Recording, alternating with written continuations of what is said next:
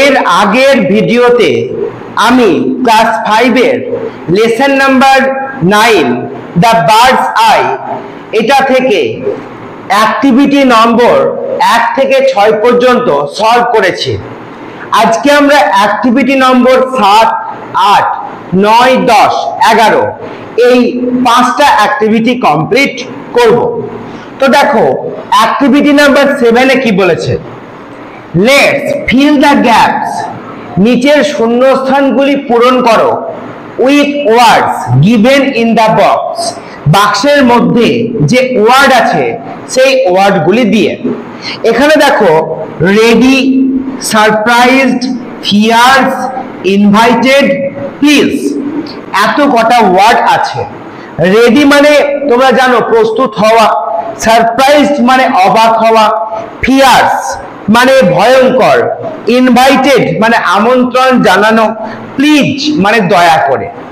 তো আমরা চলে আসবো 1 নম্বর, we were dash to hear the sad news, দুঃখের খবরটা শুনে আমরা কি হয়েছিলাম, আমরা সারপ্রাইজড হয়েছিলাম। তাহলে এই শূন্যস্থানে আমাদের লিখতে হবে সারপ্রাইজড। উই ওয়ার সারপ্রাইজড, আমরা অবাক হয়েছিলাম, to hear the sad news. 2 নম্বর, দ্য প্লেয়ার্স আর, খেলোয়াড়রা হচ্ছে, ফর দ্য গেম, খেলার জন্য, রেডি বা প্রস্তুত। তাহলে এখানে আমাদের লিখতে হবে রেডি, প্রস্তুত। দ্য প্লেয়ার্স আর রেডি, খেলোয়াড়রা প্রস্তুত, ফর দ্য গেম, খেলার জন্য। কোশ্চেন নাম্বার 3, অলওয়েজ, সর্বদা, ট্রাই, চেষ্টা করো, টু কিপ ইয়োরসেলফ, নিজেকে সরিয়ে রাখতে, অ্যাওয়ে ফ্রম, ড্যাশ অ্যানিমালস, কোন প্রাণী থেকে, ফিয়ার্স অ্যানিমালস বা হিংস্র বা ভয়ঙ্কর প্রাণীদের থেকে। তাহলে এখানে আমরা লিখব ফিয়ার্স। এবার আমরা চলে আসব question number 4, dash give me a glass of water, দয়া করে আমাকে 1 গ্লাস জল দাও। তাহলে দয়া করে ইংরেজি কি, প্লিজ। তাহলে এখানে আমরা লিখব please give me a glass of water.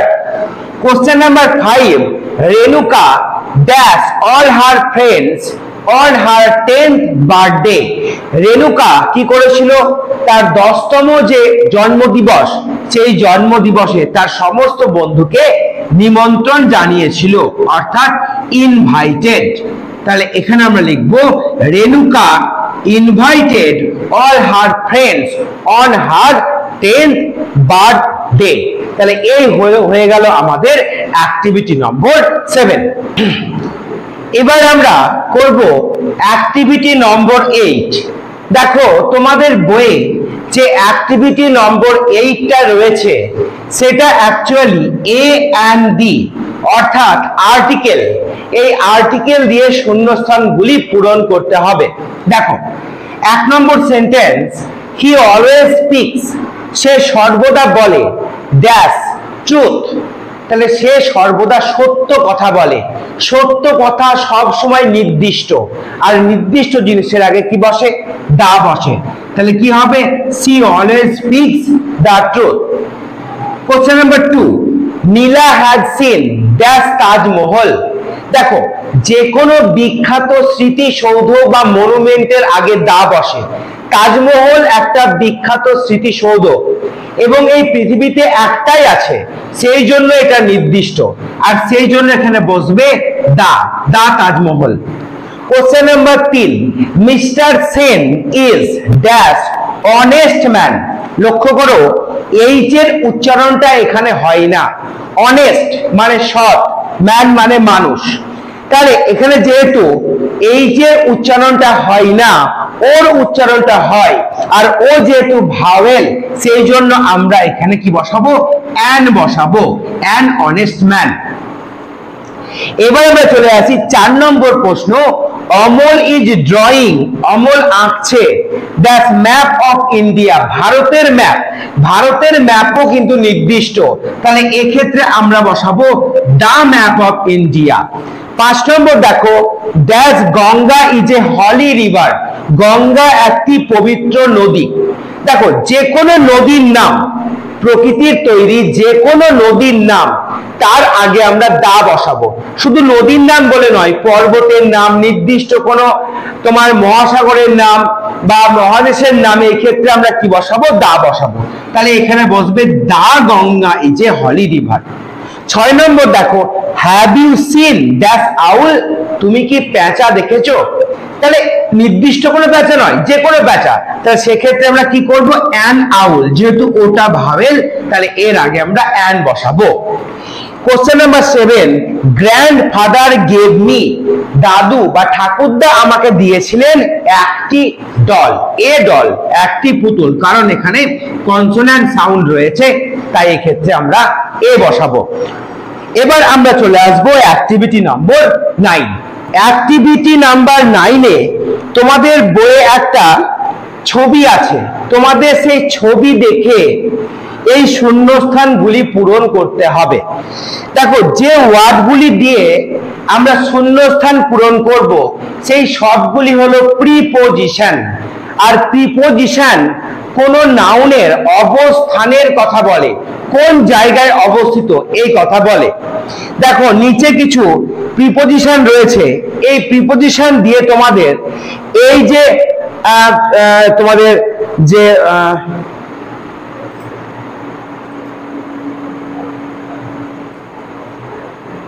যে শূন্যস্থানটা রয়েছে সেটা পূরণ করতে হবে।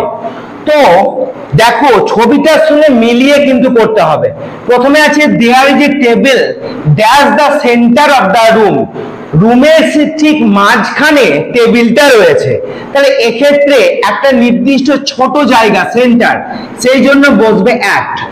Question number 2, there is a vase dash the table, টেবিলের কোথায় রয়েছে ভেস? ফুলদানি, ওপরে রয়েছে, তাহলে এটা হবে অন, অন মানে ওপরে।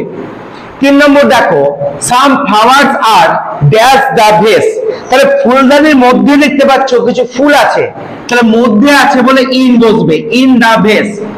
4 নম্বর, a dog is lying dash the table, একটি কুকুর শুয়ে আছে, টেবিলের কোথায়? দেখো টেবিলের নিচে, তাহলে এটা হবে আন্ডার দ্য টেবিল, টেবিলের নিচে।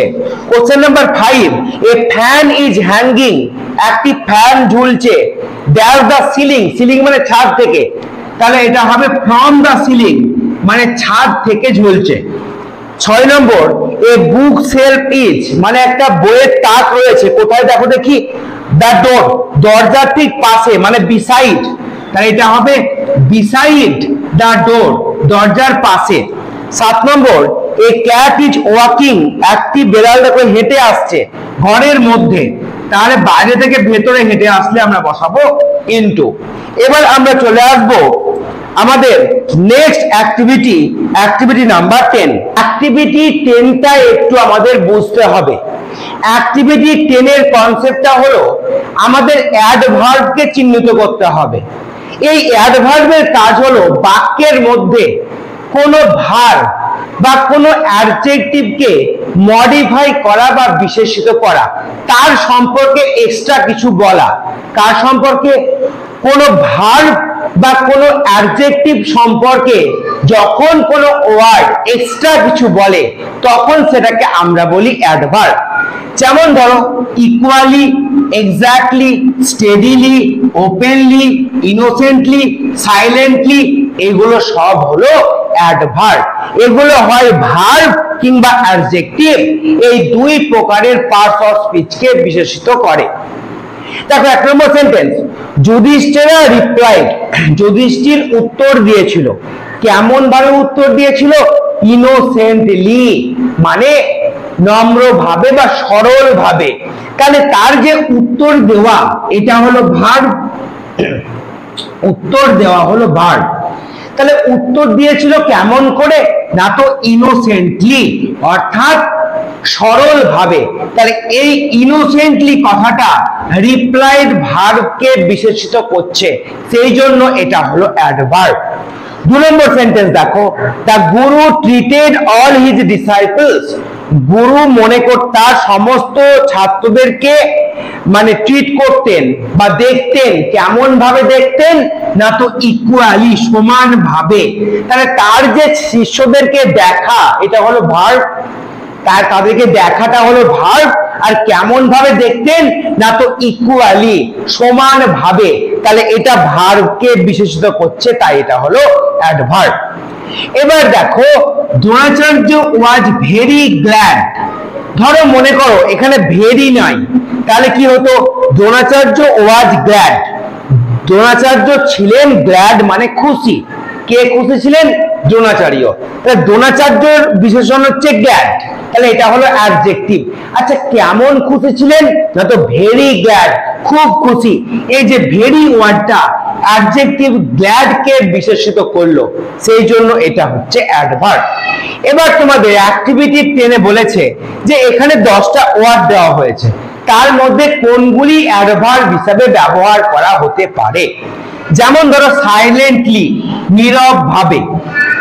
যেমন ধরো বললাম সে চলে গেল নীরব ভাবে, সাইলেন্টলি। তাহলে কেমন ভাবে চলে গেল? নীরব ভাবে। এই যে চলে যাওয়া ভার্ব, একে বিশেষিত করছে কে না, তো সাইলেন্টলি, নীরব ভাবে। তারপরে নাও, নাওটাও কিন্তু অ্যাডভার্ব। তো আমি বললাম আই অ্যাম ইটিং নাও, আমি এখন খাচ্ছি। তাহলে আমার খাওয়াটা কখন? এখন, নাও। তাহলে এটা হলো অ্যাডভার্ব। কিন্তু দেখো রিমেম্বার মানে মনে করা, এটা হলো ভার্ব। যেমন ধরো বললাম আই রিমেম্বার ইউ, আমি তোমাকে মনে করতে পারছি। তাহলে এটা হলো ভার্ব, এটা অ্যাডভার্ব নয়। শুন মানে শীঘ্র, এটা কিন্তু অ্যাডভার্ব। কেন?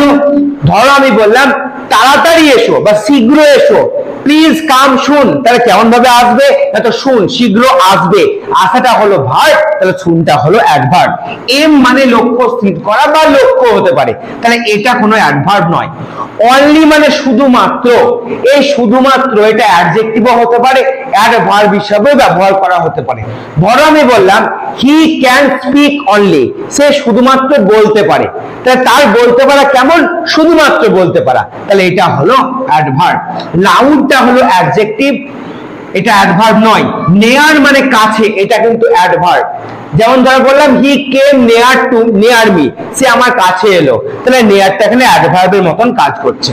ট্রাই মানে চেষ্টা করা, এটা ভার্ব। আর এক্স্যাক্টলি মানে ঠিক এক্স্যাক্টলি, এটা হচ্ছে তোমার অ্যাডভার্ব। তাহলে এই হয়ে গেল আমাদের অ্যাক্টিভিটি নম্বর 10। এরপরে আমরা আমাদের লাস্ট অ্যাক্টিভিটি নম্বর 11 নিয়ে আলোচনা করছি। অ্যাক্টিভিটি নম্বর 11 এ নিচে কিছু অ্যাডভার্ব দেওয়া আছে, এই অ্যাডভার্বগুলি দিয়ে শূন্যস্থান পূরণ করতে হবে। যেমন ভেরি মানে খুব, নেভার মানে কখনো না, অলওয়েজ মানে সর্বদা, কেয়ারফুলি মানে যত্ন সহকারে, ব্রেভলি মানে সাহসিকতার সঙ্গে, অনেস্টলি মানে সৎভাবে, নেয়ার মানে কাছে। দেখো 1 নম্বর, we opened the lid of the box, আমরা বাক্সটির ঢাকনা খুলেছিলাম। কেমন করে? কেয়ারফুলি, অর্থাৎ যত্ন সহকারে। তাহলে আমরা প্রথম সেন্টেন্সে লিখবো কেয়ারফুলি।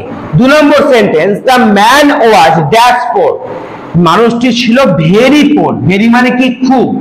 পোর মানে দরিদ্র। বাট হি লিভড অনেস্টলি, সে কেমন ভাবে বাঁচত? অনেস্টলি মানে সৎভাবে, তাহলে এখানে অনেস্টলি বসবে। তারপর দেখো কোশ্চেন নাম্বার 3, উই শুড, আমাদের উচিত, ট্রাই টু হেল্প আদার্স, অন্যদের সাহায্য করা। সর্বদা, অলওয়েজ, আমাদের সর্বদা অন্যদের সাহায্য করা উচিত।